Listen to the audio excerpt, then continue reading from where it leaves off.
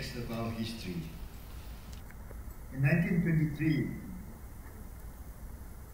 we started only with half a megawatt of electricity. And today we have 3,500 megawatts. Within the 90 years, we have built 7,000 times more electricity. When I first became minister to be in charge of electricity in 1963, the generation power then was only 10 megawatts. And today we have 3,500. So it has increased by 35 times. Not a bad record for a nascent organization. If you were to think in terms of electricity, for the normal consumer, the residents, and the industries of Sarawak will never be able to achieve such a growth, because Sarawak has got only now about 2.5 million people, and the market for manufactured goods is far too small. We'll never be able to compete with Peninsular Malaysia with over 20 million people market. And therefore, we have to wander about throughout the length and breadth of Sarawak to see our potential that can bring us a step higher than anybody else and be able to create our own future on the best of our strengths. I myself have tried to think about this about 10 years ago when I asked, what after palm oil? And that's because after we have seen that we can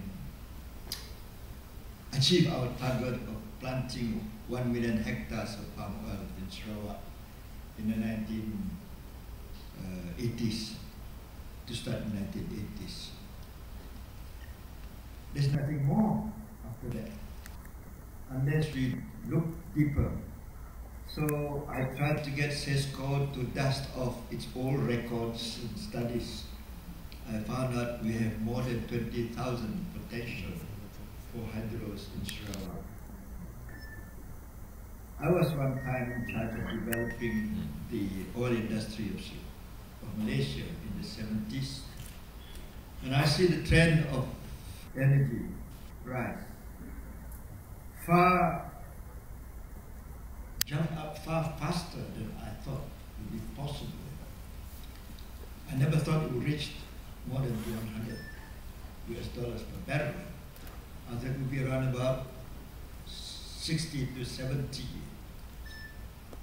I knew by then that for every 1 barrel of oil discovered in the world 10 years ago, we would have been using 2 barrels of oil already. In other words, the world is going to be having a deficit position as far as oil is concerned.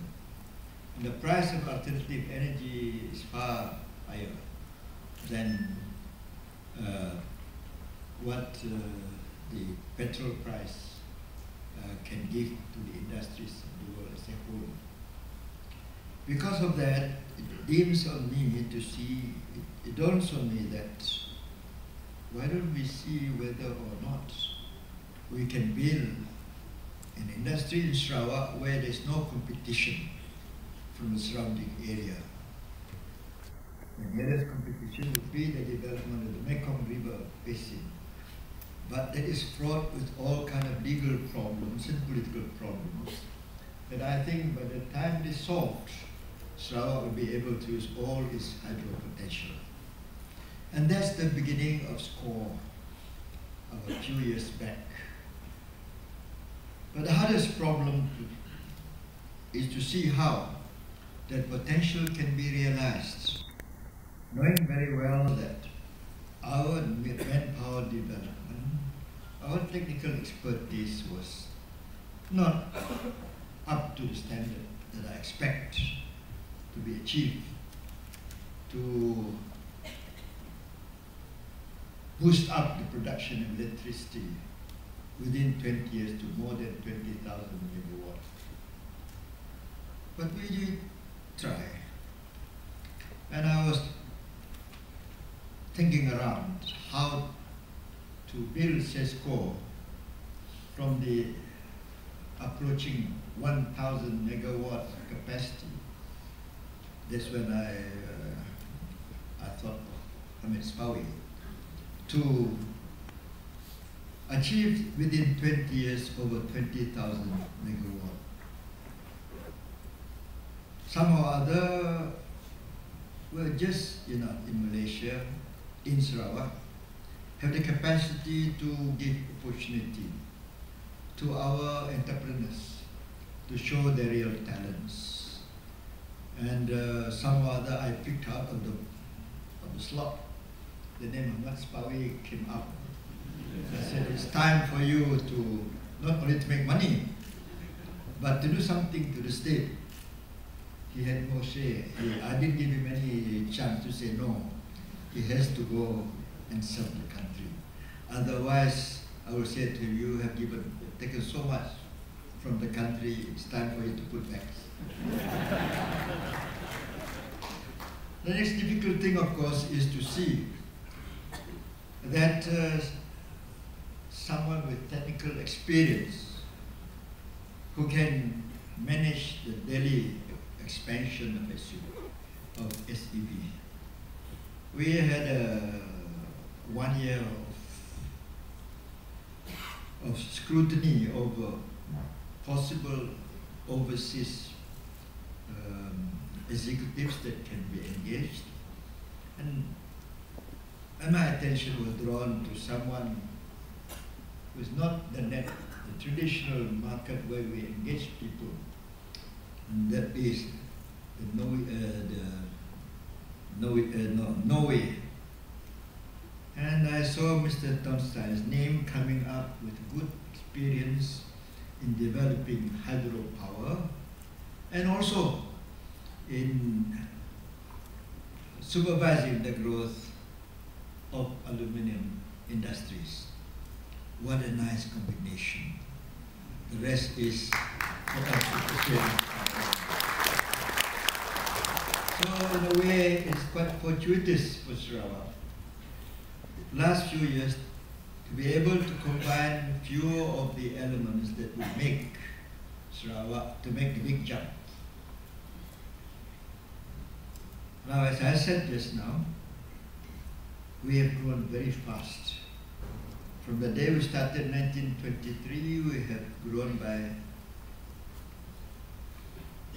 7,000 times. When we were independent, we have grown by 35 times. When Hamid Spawi came, it was not only 1,000 megawatts. Now today it's already more than 2,000 megawatt, approaching 3,000. By the year 2020, it will be between 5,000 to 6,000 megawatt, depending on how fast we can build, the generation, which also in turn depends on the demand by industries. I have got good, strong confidence that we fill the slot which industries in the future will need to fill. We are situated halfway between Australia and China and India, between South Africa and China and India, and we tend to be the people who will convert all the raw minerals into semi-processed semi-processed alloys, and that's what we are doing today.